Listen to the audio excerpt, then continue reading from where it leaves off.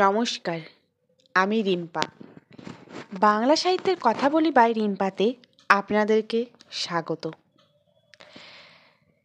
আমি আবারও চাঁদের পাহাড় গল্পের পরবর্তী অংশ নিয়ে চলে এসেছি।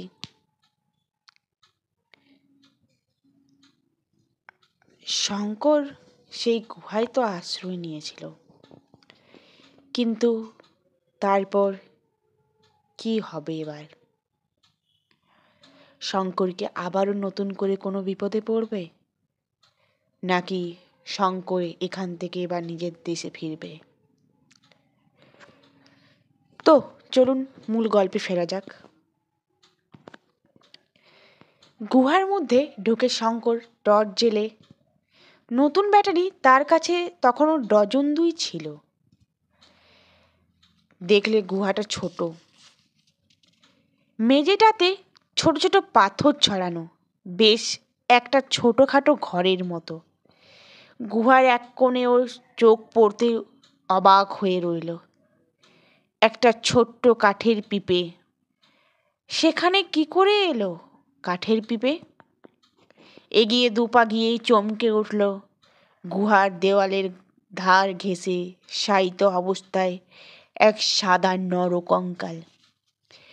তার মুন্ডটা দেওয়ালের দিকে ফেরানো। কঙ্কালের আশেপাশে কালো কালো থলে ছেঁড়ার মতো জিনিস, বোধহয় সেগুলো পশমের কোটের অংশ। দুখানা বুট জুতো কঙ্কালের পায়ে এখনো লাগানো। এক পাশে একটা মরচে পড়া বন্দুক। পিপেটার পাশে একটা ছিপি আটা বোতল। বোতলের মধ্যে একখানা কাগজ। ছিপিটা খুলে কাগজখানা বার করে দেখল তাতে ইংরেজিতে কি লেখা আছে। পিপেটাতে কি আছে দেখবার জন্য যেমন একটা নাড়তে গিয়েছে, অমনি পিপের নিচ থেকে একটা ফোঁস ফোঁস শব্দ শুনে ওর শরীরের রক্ত ঠান্ডা হয়ে গেল। নিমেষের মধ্যে একটা প্রকাণ্ড সাপ মাটি থেকে হাত তিনেক উঁচু হয়ে ঠেলে উঠল। বোধহয় ছোবল মারবার আগে সাপটা 1 সেকেন্ড দেরি করেছিল। সেই 1 সেকেন্ড দেরি করবার জন্য শঙ্করের প্রাণ রক্ষা হলো। পর মুহূর্তে শঙ্কর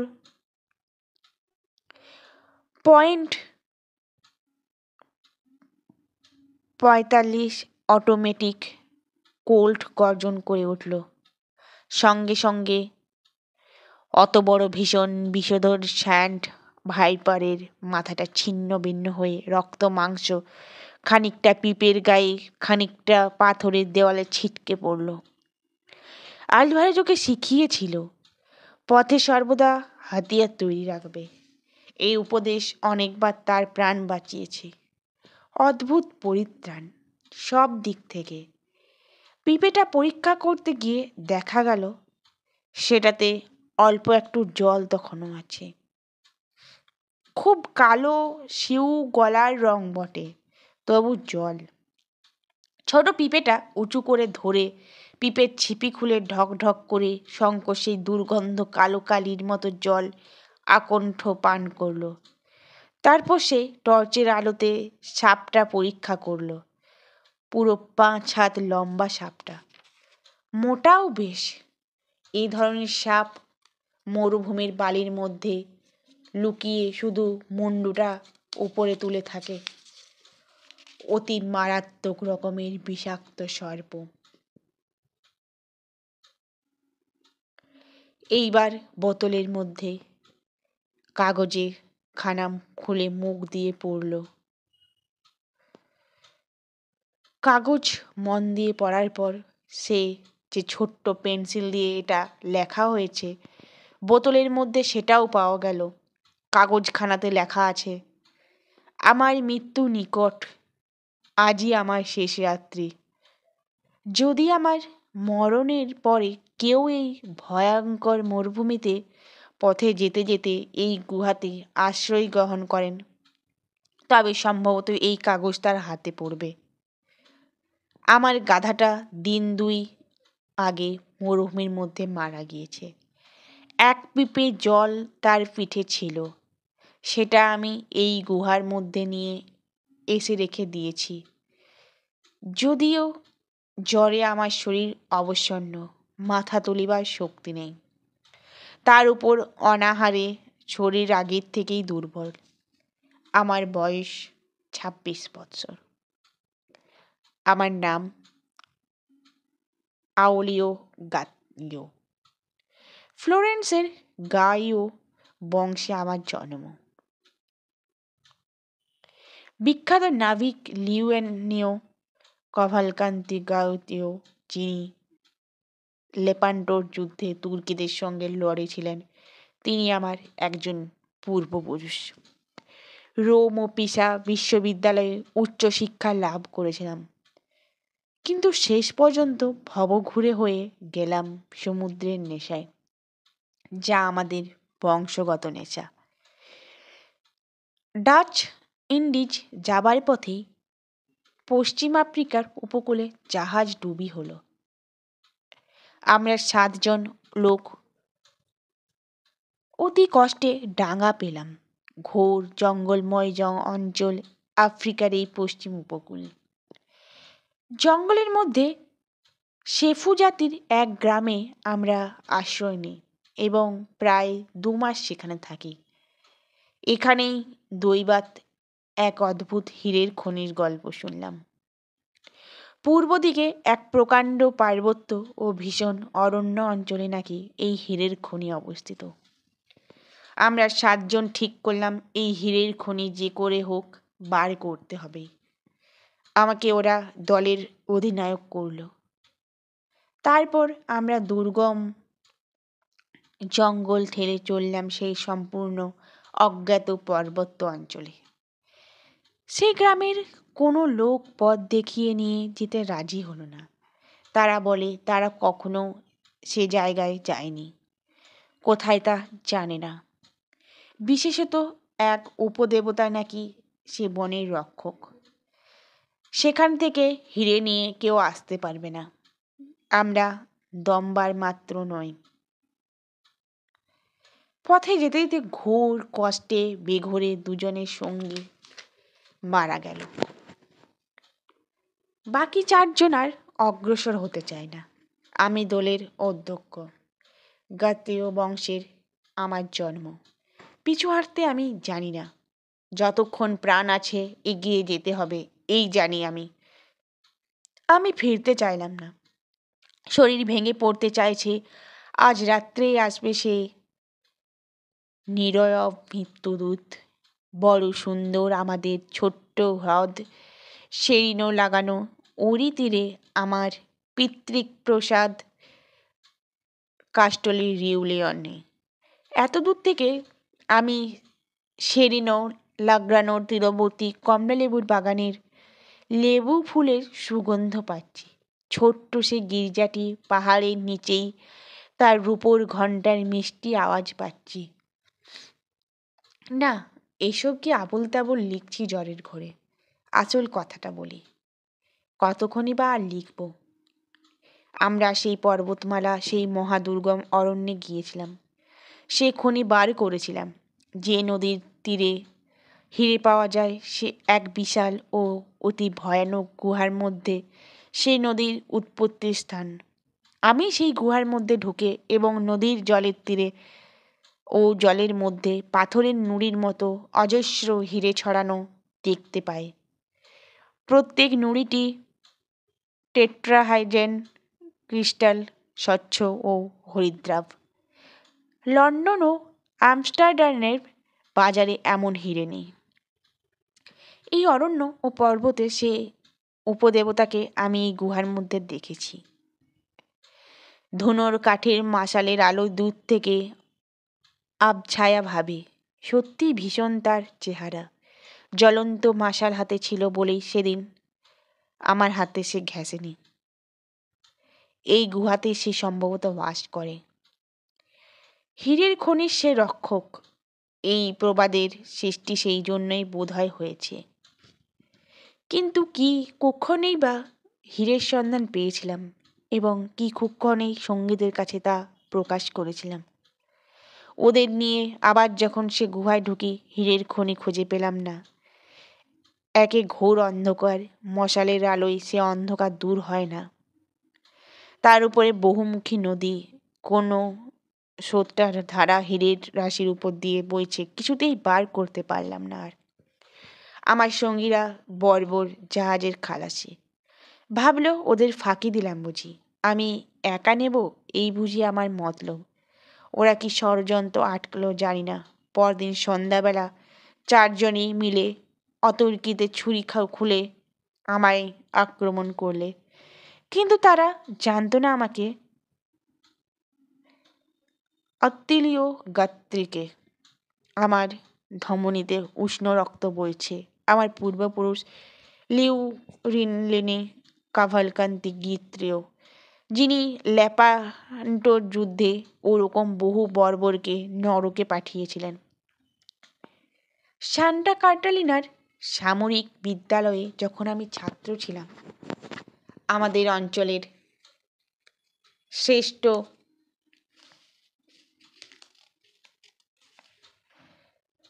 ফ্রেন্সার অ্যান্টোনিও ড্রেফসকে ছোড়ার দুঃখলে জখম করি।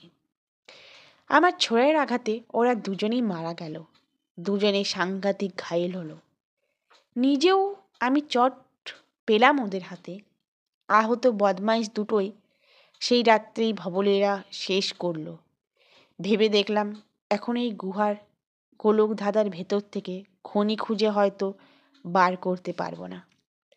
তাছাড়া আমি সাংঘাতিক আহত, আমায় সভ্য জগতে পৌঁছতেই হবে।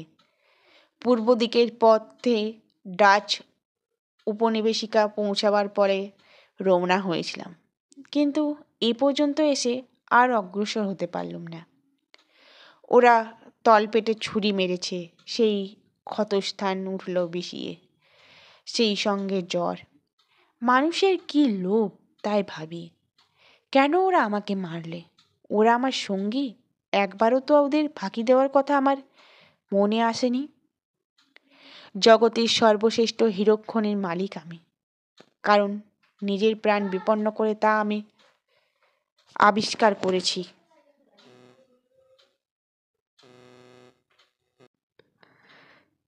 যিনি আমার এই লেখা পড়ে বুঝতে পারবেন তিনি নিশ্চয়ই সভ্য মানুষ ও খ্রিস্টান। তার প্রতি আমার অনুরোধ, আমাকে তিনি যেন খ্রিস্টানের উপযুক্ত কবর দেন। এই অনুগ্রহের বদলে ওই খনিজ তত্ত্ব আমি তাকে দিলাম। রানীর সেবার ধনভাণ্ডারও এ খনির কাছে কিছুই নয়। প্রাণ গেল যাক, কি করব, কিন্তু কি ভয়ানক মরুভূমি এ! একটা ঝিঝি পোকার ডাক পর্যন্ত নেই কোনো দিকে। এমন সব জায়গাও থাকে পৃথিবীতে। আমার আজ কেবলই মনে হচ্ছে পপুলার ঘেরা সেরিনো লাগ্রানের হ্রদ আর দেখব না।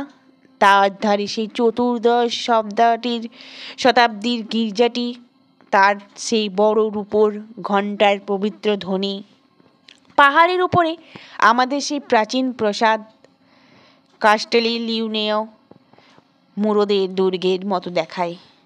দূরে আম্ব্রিয়ার সবুজ মাঠ ও দাক্ষাণাত্যের মধ্যে দিয়ে ছোট্ট ডোরা নদী বয়ে যাচ্ছে। যাক, আবার কি প্রলাপ বকছি! গুহার মধ্যে বসে আকাশে এই অগণিত তারা প্রাণ ভরে দেখছি শেষবারের জন্যে। সাধু ফ্রাঙ্কোর সেই সৌর স্তোত্র মনে পড়ছে। স্ততহন প্রভু মোর পবন সঞ্চার তরে, স্থির বায়ু তরে, ভগিনী মেদিনী তরে, নীল মেঘ তরে, আকাশের তরে, তারকা সমূহ তরে, সুদিন কুদিন তরে, দেহের মরণ তরে। আর একটা কথা, আমার দুই পায়ের জুতোর মধ্যে 5খানা বড় হীরে লুকানো আছে। তোমায় তা দিয়ে এলাম, হে অজানা পথিক বন্ধু। আমার শেষ অনুরোধটি ভুলে যেও না। রজনী মোর, মেরি তোমার মঙ্গল করুন।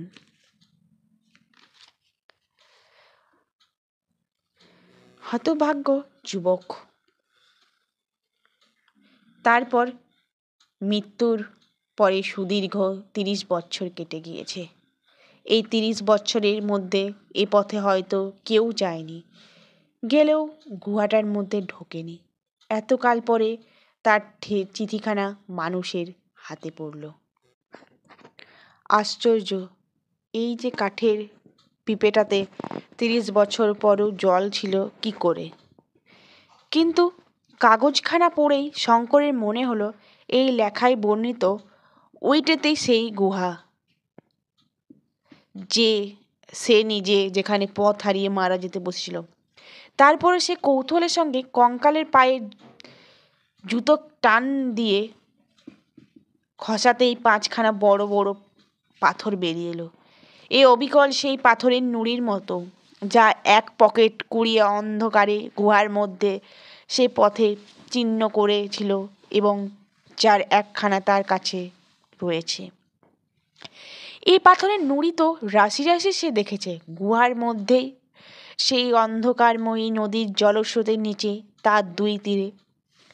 কে জানতো যে হীরের খনি খুঁজতেছে ও আলভারেজ 7 সমুদ্র 13 নদী পার হয়ে এসেছে 6 মাস ধরে রিক্টাসভেল পার্বত্য অঞ্চলে ঘুরে ঘুরে হয়রান হয়ে গিয়েছে।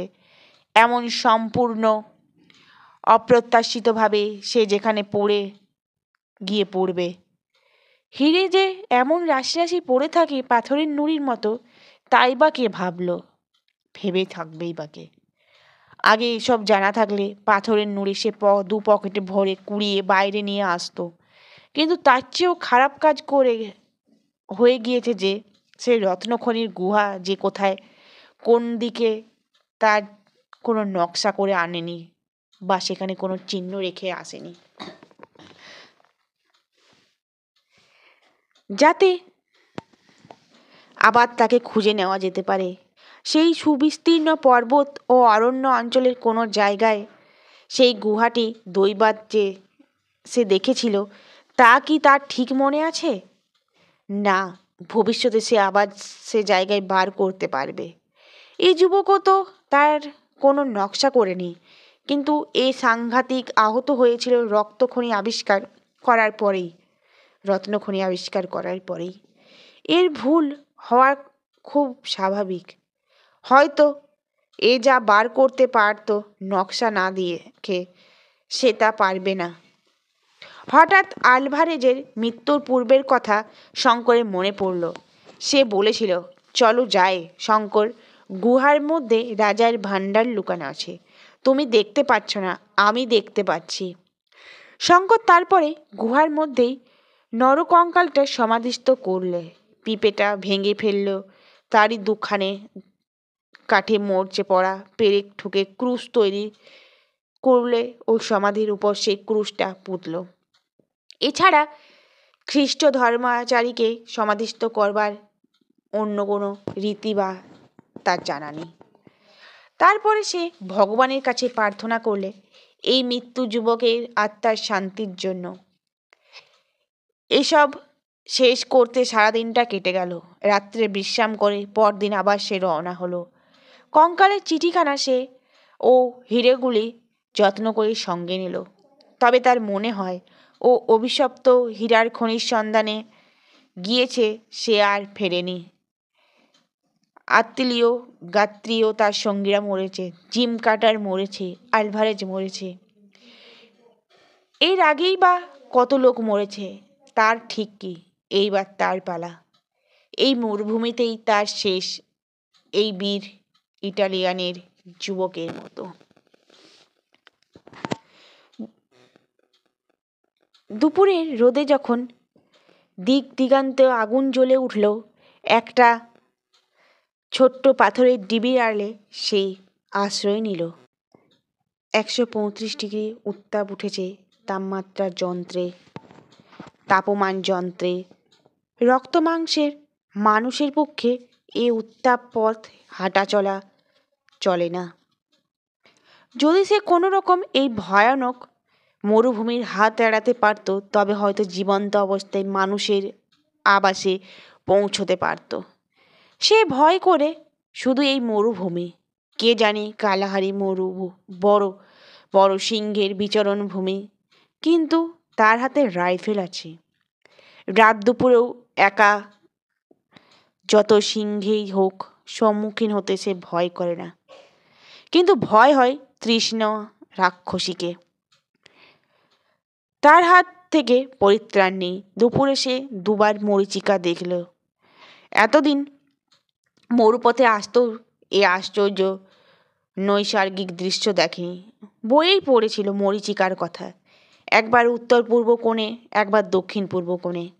দুই মরীচিকাই কিন্তু প্রায় এক রকম, অর্থাৎ একটা বড় গম্বুজালয় মসজিদ বা গির্জা, চারপাশে খেজুর কুঞ্জ, সামনে বিস্তৃত জলাশয়।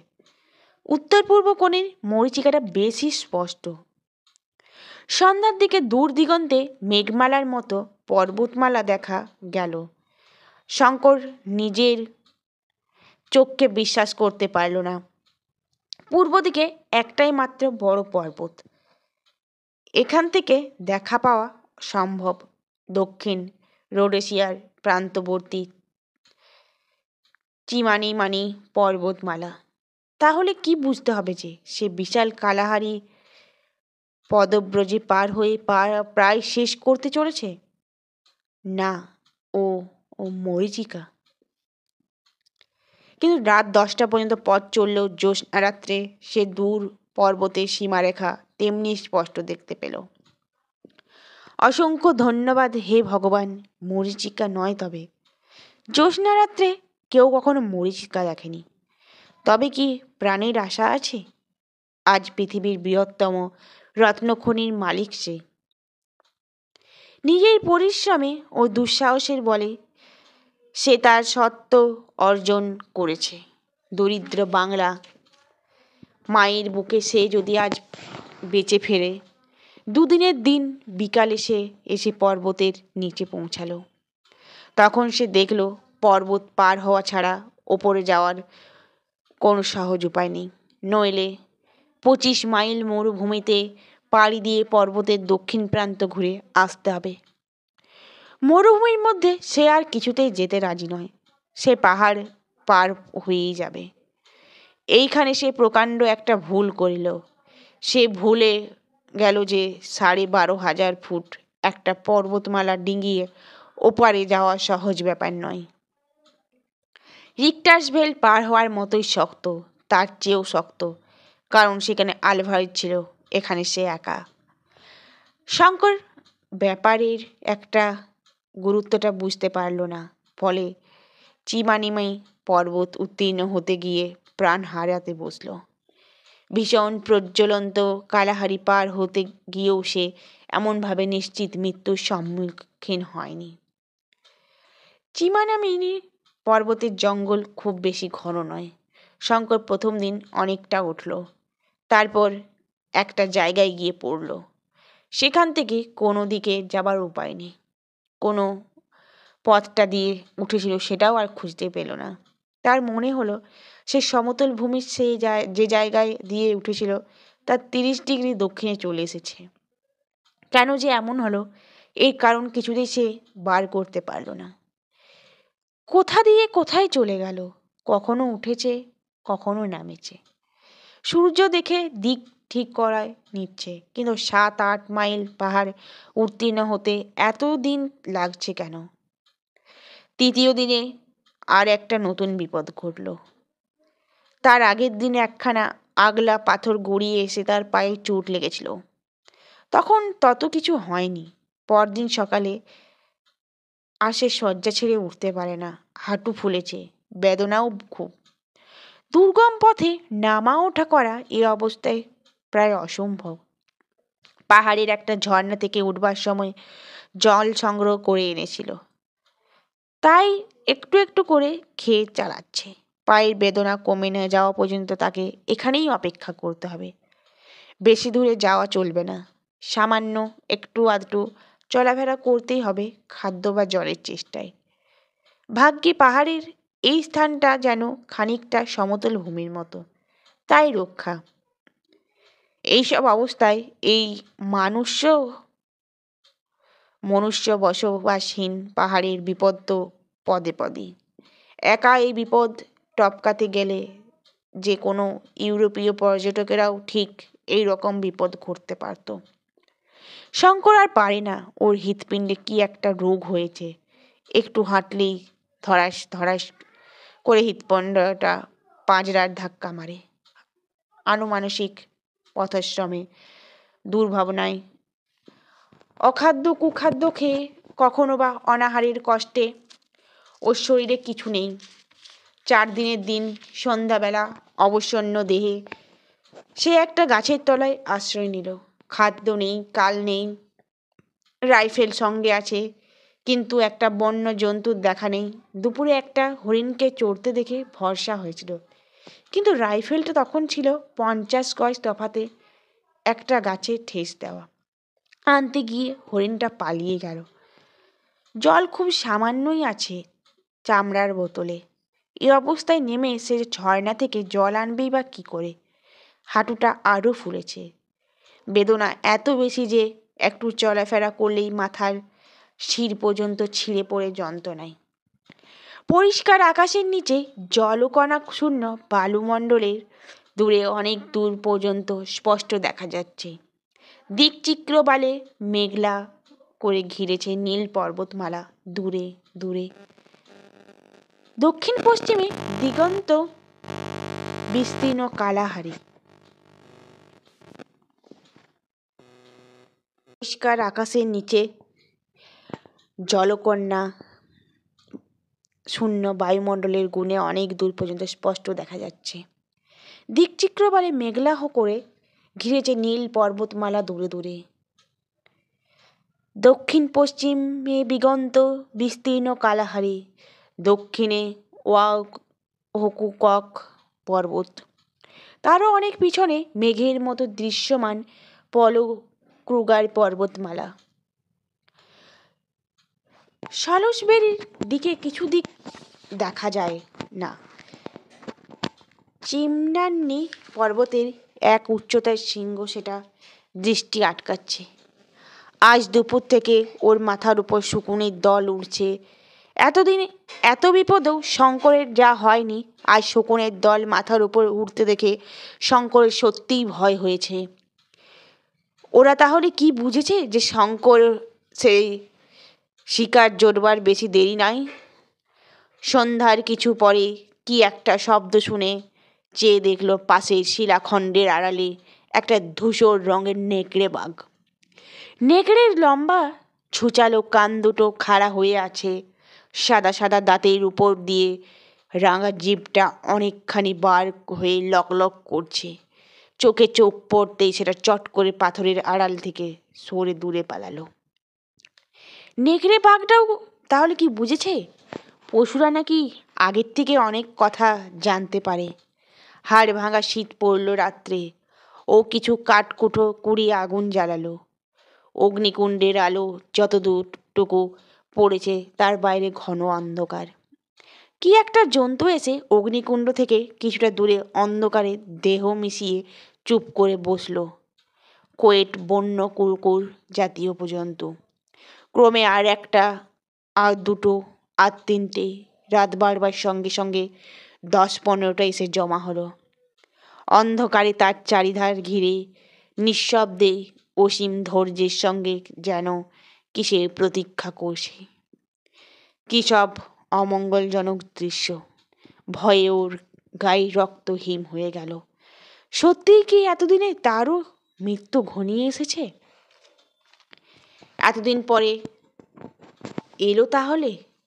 সেও পারল না রিক্টাসভেল থেকে হিরে নিয়ে পালিয়ে যেতে? উফ, আজ কত টাকার মালিক সে!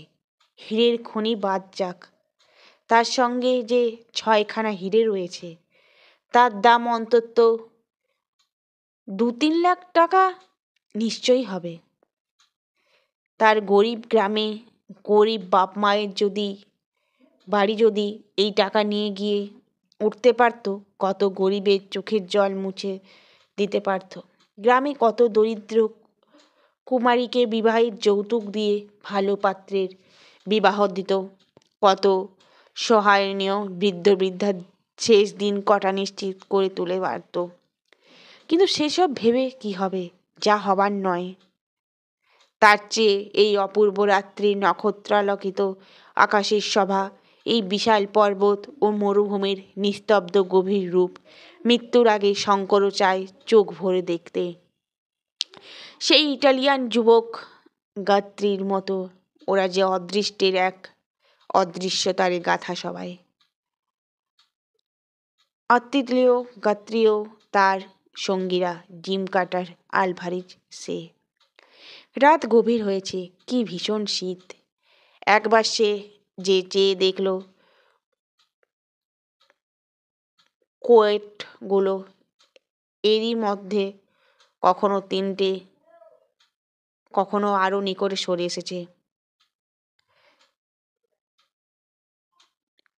অন্ধকারের মধ্যে আলো পড়ে তাদের চোখগুলো জ্বলছে। শঙ্কর একখানা জ্বলন্ত কাঠ ছুঁড়ে মারতেই ওরা সব দূরে সরে গেল। কিন্তু কি নিঃশব্দ ওদের গতিবেদ, আর কি অসীম তাদের ধৈর্য।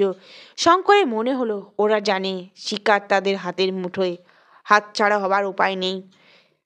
ইতিমধ্যে সন্ধ্যাবেলায় সেই ধূসর নেকড়ে বাঘটাও দুবার এসে কোটদের পিছনে অন্ধকারে বসে গিয়ে দেখছে। একটু ঘুমোতে ভরসা হলো না ওর। কি জানি কোট আর নেকড়ের দল হয়তো তাহলে জীবন্তই তাকে ছিঁড়ে খাবে মৃত্যুর মনে করে, অবসন্ন মৃত মনে করে। অবসন্ন ক্লান্ত দেহে জেগেই বসে থাকতে হবে তাকে। ঘুমে চোখ ঢুলে আসলেও উপায় নেই। মাঝে মাঝে কোটগুলো এগিয়ে এসে বলে ও জ্বলন্ত কাঠ ছুঁড়ে মারতেই সরে যায়। দু একটা হায়নাও এসে ওদের দলে যোগ দিল। হায়নাদের চোখগুলো অন্ধকারে কি ভীষণ জলে, কি ভয়ানক অবস্থাতেই পড়েছে। জনবিরল বর্বর দেশের জনশূন্য পর্বতের ৩,৫০০ ফুট ওপরে সে চলত শক্তিহীন অবস্থায় বসে। গভীর রাত, ঘোর অন্ধকার, সামান্য আগুন জ্বলছে মাথার উপর। জলকণা শূন্য স্তব্ধ বায়ুমণ্ডলের গুণে আকাশের অগণ্য তারা জ্বলজ্বল করছে যেন ইলেকট্রিক আলোর মতো। নিচে তার চারিধার ঘিরে অন্ধকারে মাংসালুলুপ নীরব কোয়েট হায়নার দল। কিন্তু সঙ্গে সঙ্গে তার এটাও মনে হলো বাংলার পাড়াগায়ে ম্যালেরিয়ার ধোকে সে মরেছে না। এই মৃত্যু বীরের মৃত্যু। পদব্রজে কালাহারি মরুভূমি পার হয়েছে সে একা। মরে গিয়ে চিমানি নামে পর্বতের শিরার নাম খুদে রেখে যাবে। সে একজন বিশিষ্ট ভ্রমণকারী ও আবিষ্যক। অত বড় হীরের খনি সেও তো খুঁজে বার করেছে। আলভারেজ মারা যাওয়ার পরে সেই বিশাল অরণ্য ও পর্বত অঞ্চলের গোলক ধাঁধা থেকে তো সে একাই বার হতে পেরে এতদূর এসেছে। এখন সে নিরুপায়, অসুস্থ, চলৎশক্তি রহিত। তবু সে বুঝছে ভয় তো পায়নি, সাহস তো হারায়নি। কাপুরুষ, ভীরু নয় সে। জীবন মৃত্যু তো অদৃষ্টের খেলা, না বাঁচলে আর তার দোষ কি। দীর্ঘরাত্রি কেটে গিয়ে পূর্ব দিকে ফর্সা হলো। সঙ্গে সঙ্গে বন্য জন্তুর দল কোথায় পালালো। বেলা বাড়ছে, আবার নির্মম সূর্য জ্বালিয়ে পুড়িয়ে দিতে শুরু করেছে দিক বিদিক। সঙ্গে সঙ্গে শকুনের দল কোথা থেকে এসে হাজির। কেউ মাথার উপর ঘুরছে, কেউ বা দূরে দূরে গাছের ডালি কি পাথরের উপর বসছে, খুব ধীরভাবে প্রতীক্ষা করছে। ওরা যেন বলছে, কোথায় যাবে বাছাধন? যে কদিন লাফালাফি করবে করে নাও, আমরা বসি, এমন কিছু তাড়াতাড়ি নেই আমাদের। শঙ্করের খিদা নেই, খাবার ইচ্ছাও নেই। তবু সে গুলি করে একটা শকুন মারল। রৌদ্র ভীষণ চড়ছে, আগুন তাতা পাথরের গায়ে পা রাখা যায় না। এই পর্বতও মরুভূমির সামিল, খাদ্য এখানে মেলে না, জলও না। সে মরা শকুনিটা নিয়ে আগুন জেলে ঝলসাতে বসল। এর আগে মরুভূমির মধ্যে সে শকুনের মাংস খেয়েছে। এরাই এখন প্রাণ ধারণের একমাত্র উপায়। আজও খাচ্ছে ওদের, কাল ওরা খাবে ওকে। শকুনগুলো এসে আবার মাথার উপর উঠেছে। তার নিজের ছায়া পড়েছে পাথরের উপর গায়ে। সে নির্জন স্থানে শঙ্করের উদ্ভ্রান্ত মনে ছায়াটা যেন আর একজন সঙ্গী মনে হলো। বোধহয় ওর মাথা খারাপ হয়ে আসছে, কারণ বেঘোর অবস্থায় ও কতবার নিজের ছায়ার সঙ্গী কথা বলতে লাগলো, কতবার পরক্ষণের সচেতন মুহূর্তে নিজের ভুল বুঝে নিজেকে সামনে নিল। সে পাগল হয়ে যাচ্ছে নাকি জ্বর হয়নি তার? হয়নি তো? তার মাথার মধ্যে ক্রমশ গোলমাল হয়ে যাচ্ছে সব। আলমারি ঝিরের খনি, পাহাড় পাহাড়, বালি, সমুদ্র, আত্মীয় গাত্রী, কাল রাত্রে ঘুম হয়নি, আবার রাত আসছে, সে একটু ঘুমিয়ে নেবে। কিসের শব্দে ওর তন্দ্রা ছুটে গেল। একটা অদ্ভুত ধরনের শব্দ আসছে কোনো দিক থেকে, কোনো পরিচিত শব্দের মতো নয়। কিসের শব্দ? কোন দিক থেকে যে শব্দটা আসছে তাও বোঝা যাচ্ছে না, কিন্তু ক্রমশ সেটা তার কাছে আসছে। হঠাৎ আকাশের দিকে শঙ্করের চোখ পড়তে সে অবাক হয়ে চেয়ে রইল। তার মাথার উপর দিয়ে আকাশের পথে বিকট শব্দ করে কি একটা জিনিস যাচ্ছে। ওই কি এরোপ্লেন? সে বইয়ের ছবি দেখেছে বটে। এরোপ্লেন যখন ঠিক মাথার উপর এলো, শঙ্কর চিৎকার করে কাপড় ওড়ালে, গাছের ডাল ভেঙে নাড়ালো, কিন্তু কিছুতেই পাইলটের দৃষ্টি আকর্ষণ করতে পারল না। দেখতে দেখতে এরোপ্লেনখানা সদূরে ভায়োলেট রঙের পল ক্রুগার পর্বতমালার উপর অদৃশ্য হয়ে গেল। হয়তো আরও এরোপ্লেন যাবে এই পথ দিয়ে। কি আশ্চর্য দেখতে এরোপ্লেন জিনিসটা! ভারতবর্ষে থাকতে সে একখানাও দেখেনি। শঙ্কর ভাবলে আগুন জ্বালিয়ে কাঁচা ডালপালা দিয়ে সে যথেষ্ট ধোঁয়া করবে। যদি আবার এই পথে যায়, পাইলটের দৃষ্টি আকর্ষণ হবে দোয়া দেখে। একটা সুবিধে হয়েছে, এরোপ্লেনের বিকট আওয়াজে শুকনির দল কোনো দিকে ভেগেছে। সেদিন কাটল। দিন কেটে রাত্রি হবার সঙ্গে সঙ্গে শঙ্করের দুর্ভোগ শুরু হলো। আবার গত রাত্রির পুনরাবৃত্তি। সেই কোয়োটের দল আবার এলো। আগুনের চারিধারে তারা আবার তাকে ঘিরে বসলো। নেকড়ে বাঘটা সন্ধ্যা না হতেই দূর থেকে আবার একবার দেখা দিয়ে গেল।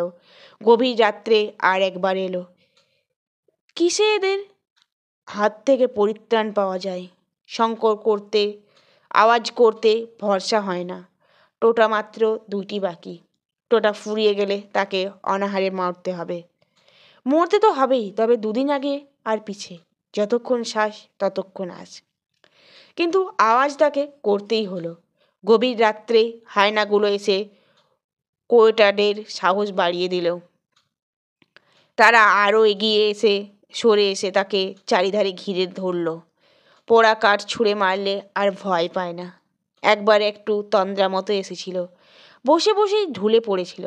পর মুহূর্তে সজাগ হয়ে উঠে দেখল নেকড়ে বাঘটা অন্ধকার থেকে পা টিপে টিপে তার অত্যন্ত কাছে এসে পড়েছে। ওর ভয় হলো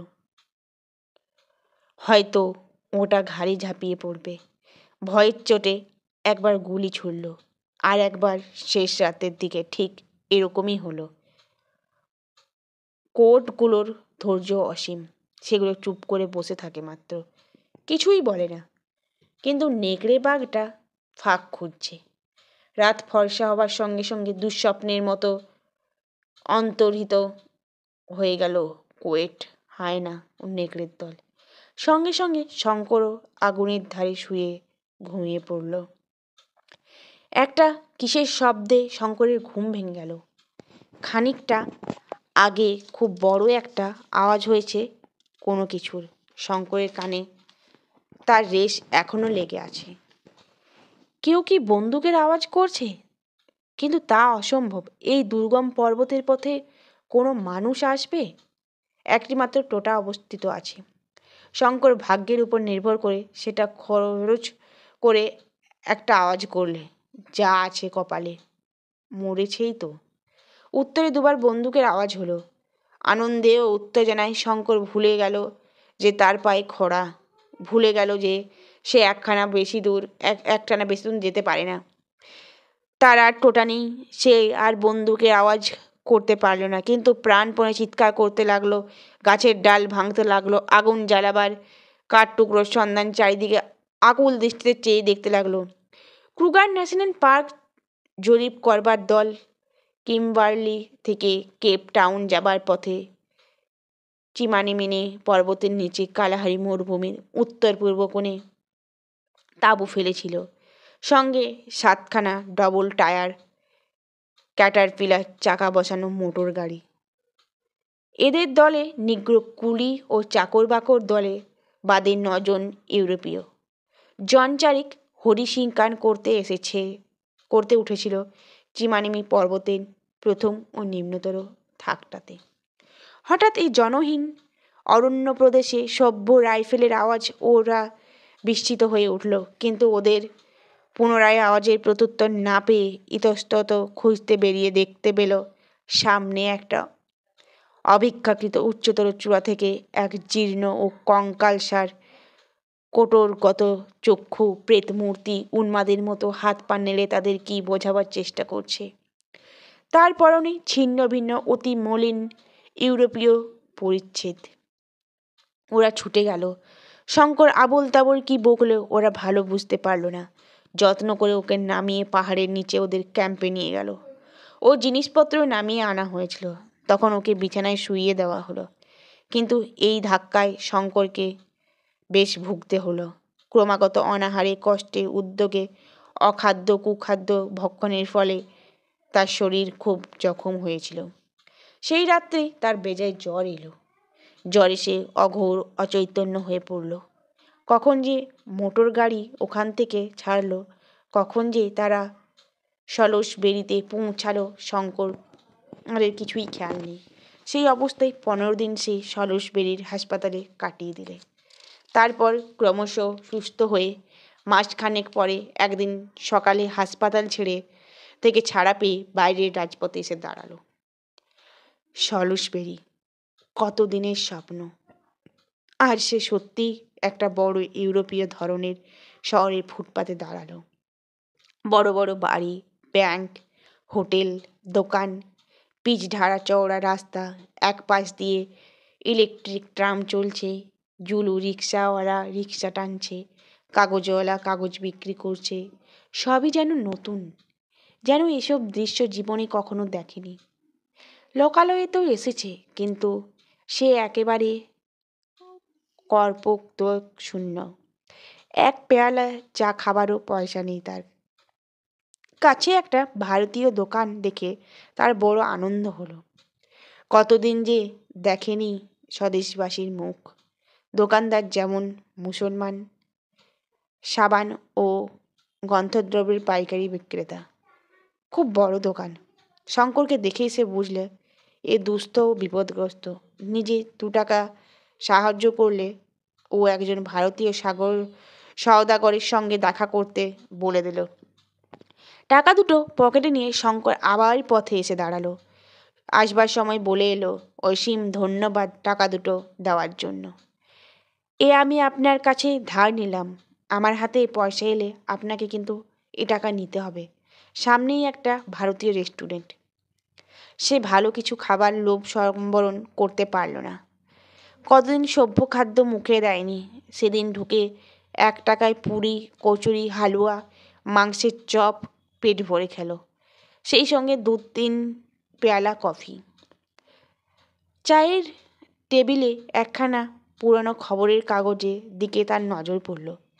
তাতে একটা জায়গায় বড় বড় অক্ষরে হেডলাইনে লেখা আছে, ন্যাশনাল পার্ক সার্ভেরি parties singular expression, a lonely Indian found in the desert dying of thirst and exhibitions his strange story.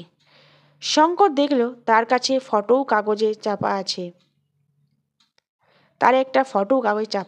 তার মুখে একটা সম্পূর্ণ কাল্পনিক গল্প দেওয়া রয়েছে। এরকম গল্প সে কারো কাছে করেনি। খবরের কাগজখানার নাম সলিসবেরি ডেলি ক্রনিকল। সে খবরের কাগজের অফিসে গিয়ে নিজের পরিচয় দিল। তার চারিপাশে ভিড় জমে গেল।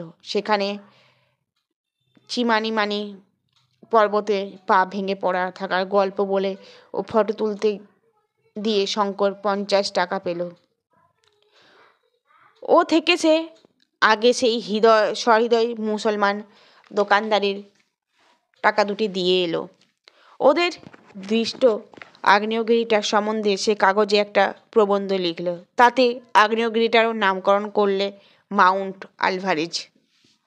তবে মধ্য আফ্রিকার অরণ্যে লুকানো একটা এত বড় আস্ত জীবন্ত আগ্নেয়গিরির এই গল্প কেউ বিশ্বাস করলে না। অবিশ্বাস্য রত্নের গুহার বাষ্পও সে কাউকে জানতে দেয়নি। দরে দরে লোক ছুটবে ওর সন্ধানে। তারপরে একটা বইয়ের দোকানে গিয়ে সে একরাশ ইংরেজি বই ও মাসিক পত্রিকা কিনল। বই পড়েনি কতকাল। সন্ধ্যায় একটা সিনেমার ছবি দেখল। কতকাল পরে রাত্রে হোটেলের ভালো বিছানায় ইলেকট্রিক আলোর তলায় শুয়ে বই পড়তে পড়তে সে মাঝে মাঝে জানালা দিয়ে নিচের প্রিন্স আলবার্ট ভিক্টর স্ট্রিটের দিকে চেয়ে চেয়ে দেখছিল। ট্রাম যাচ্ছে নিচে দিয়ে, জুলু রিক্সাওয়ালা রিক্সা চালিয়ে নিয়ে যাচ্ছে, ভারতীয় কফিখানা ঠুন ঠুন করে ঘন্টা বাজছে, মাঝে মাঝে 2-4খানা মোটরও যাচ্ছে। এর সঙ্গে মনে হলো আর একটা ছবি, সামনে আগুনের কুণ্ড, কিছু দূরে বৃত্তাকারে গিয়ে বসে আছে কোয়েট ও হায়নার দল। ওদের পিছনে নেকড়েটার দুটো গোল গোল চোখ আগুনের ভাটার মতো জ্বলছে অন্ধকারের মধ্যে। কোনটা স্বপ্ন? চিমানিমানি পর্বতে যাপিত সেই ভয়ঙ্কর রাত্রি, না আজকের এই রাত্রি? ইতিমধ্যে সলসবেরিতে সে একজন বিখ্যাত লোক হয়ে গেল। রিপোর্টারের ভিড়ে তার হোটেলের হল সবসময় ভর্তি। খবরের কাগজের লোক আসে তার ভ্রমণ বৃত্তান্ত ছাপবার কন্ট্রাক্ট করতে, কেউ আসে ফটো নিতে। আত্মীয় গাত্রীর কথা সে ইটালিয়ান কনসাল জেনারেলকে জানালে। তার আপিসের পুরানো কাগজপত্র ঘেঁটে জানা গেল আত্মীয় গাত্রী নামে একজন সম্ভ্রান্ত ইটালিয়ান যুবক 1889 সালের আগস্ট মাসে পর্তুগিজ পশ্চিম আফ্রিকার উপকূল জাহাজডুবি হবার পর নামে। তারপরে যুবকটির আর কোনো পাত্তা পাওয়া যায়নি। তার আত্মীয় স্বজন ধনী ও সম্ভ্রান্ত লোক। 1890 থেকে 95 সাল পর্যন্ত তারা তাদের নিরুদ্দিষ্ট আত্মীয়দের সন্ধানের জন্য পূর্ব পশ্চিম ও দক্ষিণ আফ্রিকার কনসুলেট আফিসকে জ্বালিয়ে খেয়েছিল। পুরস্কার ঘোষণা করাই হয়েছিল তার সন্ধানের জন্য। 1895 সাল থেকে তারা হাল ছেড়ে দিয়েছিল। পূর্বোক্ত মুসলমান দোকানদারটির সাহায্যে সে ব্ল্যাকমুন স্ট্রিটের বড় জহুরি রাইডাল ও মসবির দোকানের 4খানা পাথর 32,হাজার টাকায় বিক্রি করলে। বাকি 2খানার দর আরও বেশি উঠেছিল, কিন্তু সে 2খানা পাথর তাকে তার মাকে দেখাবার জন্য দেশে নিয়ে যেতে চায়। এখন বিক্রি করতে তার ইচ্ছে নেই। নীল সমুদ্র বোম্বেগামী জাহাজের ডেকে দাঁড়িয়ে পর্তুগিজ পূর্ব আফ্রিকার বেইরা বন্দরের নারিকেল বনশ্যাম তীরভূমিতে মিলিয়ে যেতে দেখতে শঙ্কর ভাবছিল তার জীবনের এই অ্যাডভেঞ্চারের কথা। এই তো জীবন, এইভাবেই তো জীবনকে ভোগ করতে চেয়েছিল সে। মানুষের আয়ু, মানুষের জীবনের ভুল মাপকাঠি। 10 বৎসরের জীবন উপভোগ করেছে সে এই 1.5 বছরে। আজ সে শুধু একজন ভবঘুরে পথিক নয়, একটা জীবন্ত আগ্নেয়গিরি সহ আবিষ্কারক। মাউন্ট আলভারেজকেই সে জগতে প্রসিদ্ধ করবে। দূরে ভারত মহাসমুদ্রের পারে জননী জন্মভূমি পুণ্যভূমি ভারতবর্ষের জন্য এখন মন তার চঞ্চল হয়ে উঠেছে। তার মন উৎসুক হয়ে আসছে কবে দূর থেকে বোম্বাইয়ের রাজাবাই টাওয়ারের উঁচু চূড়াটায় মাতৃভূমির উপকূলের সান্নিধ্য ঘোষণা করবে। তারপর বাউল কীর্তন গান মুখরিত বাংলাদেশের প্রান্তে তাদের শ্যামল ছোট্ট পল্লী। সামনে আসছে বসন্তকাল। পল্লী পথে যখন একদিন সজনে ফুলের দল পথ বিছিয়ে পড়ে থাকবে। বউ কথা ডাকবে ওদের বড় বকুল গাছটায়। নদীর ঘাটে গিয়ে লাগবে ওর ডিঙি। বিদায় আলভারেজ বন্ধু, স্বদেশ ফিরে যাবার এই আনন্দের মুহূর্ত তোমার কথায় আজ মনে হচ্ছে। তুমি সেই দলের মানুষ, সারা আকাশ যাদের ঘরের ছাদ, সারা পৃথিবী যাদের পায়ে চলার পথ। আশীর্বাদ করো তোমার মহারণ্যের নির্জন সমাধি থেকে, যেন তোমার মতো হতে পারি জীবনে, অমনি সুখ দুঃখে নিষ্পৃহ, অমনি নির্ভীক। বিদায় বন্ধু, অত্তেলীয় গাত্রী, অনেক জন্মের বন্ধু ছিলে তুমি।